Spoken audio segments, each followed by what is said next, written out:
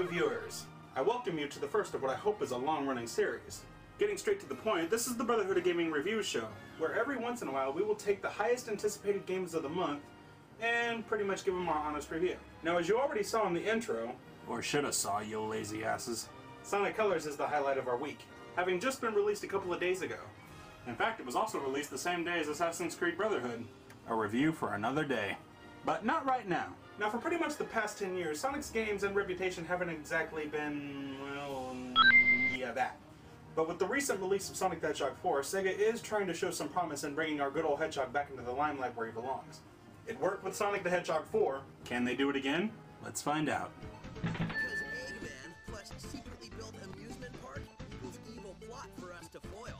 After starting a new game and traveling 3 levels in, a story comes to surface, giving you the heads up that in the outer reaches of space, Dr. Eggman has built an amusement park which consists of 5 planets, linked together by chains. Seems harmless at first, but oh, big shock, it isn't. Shortly after tasting what little delight Sonic and Tails find, they come to find Eggman's goons up to no good trying to capture alien creatures called wisps. Yeah, I'll just stick with aliens if that's okay with everybody.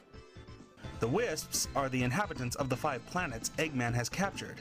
It's later learned that Robotnik has been using all of these little guys as energy to power up all of his latest robots and equipment, which is costing the Wisps their lives. That's pretty low, even for a sleazeball like Eggman.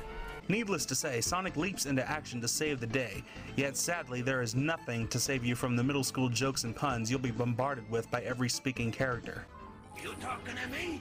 Yes, I'm talking to you. There's nobody else here, so I must be talking to you. The overall plot and story is solid and makes for a good adventure. It comes off a little weak for a few minor reasons. One being your final boss wasn't exactly an unforgettable one, and Super Sonic, though hidden within the game's secrets, wasn't involved in the conclusion. Though still a dangerous and hectic task for our hero to overcome, he's definitely had plenty of tougher trials in the past. This story gets a 7 out of 10. Somehow I knew you'd say that. Though Sega's last installments were more than less of what the fans desired, they'll be happy to know, like 4, Sega got this one right. There are 45 story mode levels total, yet sorry to say that there are quite a few levels that are far too short and can be completed within the minute mark. Regardless, the gameplay is fun and a bit of a throwback to the good old days when Sonic was fresh to the 3D universe. As you progress through the game, it does gradually get more challenging as obstacles will contain puzzles and plenty of trial and error to get through certain traps. Adding to the fun is the replay value. As you go through the game, you will get access to more aliens which will give you different powers, such as being able to drill through the ground or skyrocket to what otherwise were unreachable areas. The hidden secrets and areas you can find in these levels will be enough to keep you coming back to explore what you will have missed the first time around, and even more so after, just to be sure you've seen everything. An only notable nitpick is the control will sometimes feel a bit stiff, but as far as gameplay goes, we give it an 8.5 out of 10. Good! Great! Awesome! Outstanding! Amazing! There isn't much to say that hasn't already been said a million times and over on how well Sega does when composing music. Sonic Colors is no exception. The music is catchy as always, and the new theme and ending will make your favorites, if it's the sort of thing you're into. Though the music is great and catchy, it's not the best Sonic score out there, and it will likely not have any tracks worthy of a top 10 list. Yet each tune you listen to fits the place you visit and works well with it, so it's being given a 7.5 out of 10.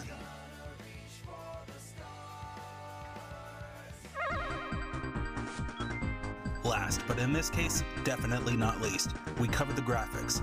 For the Wii, this game is mildly impressive. I've seen games on the PlayStation 3 and the Xbox 360 with visuals that don't look as impressive as this. Visually, it's one of the prettiest Wii games I've seen in a long while.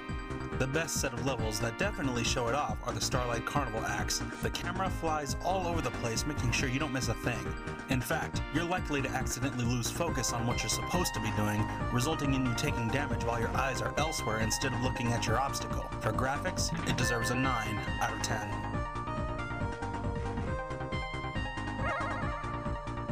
Now that we've told you all the details necessary, it's time for the final call.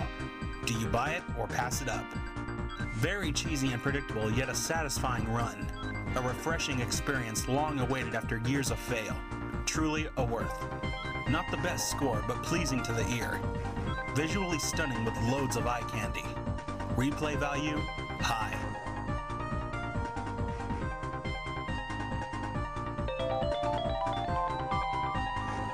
is said and done, and hopefully one of the many to come, it's a Sonic game fans have been craving for.